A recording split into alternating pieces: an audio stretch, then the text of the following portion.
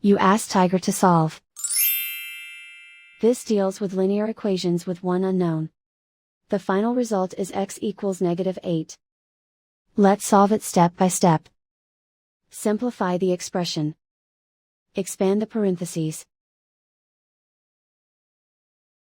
Simplify the arithmetic. Multiply the coefficients. Group all constants on the right side of the equation. Subtract 16 from both sides.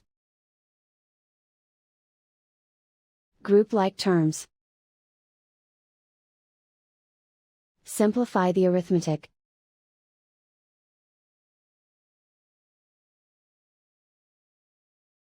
Isolate the x. Divide both sides by -8. Cancel out the negatives. Simplify the fraction.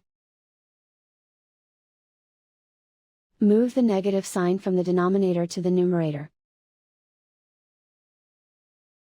Find the greatest common factor of the numerator and denominator.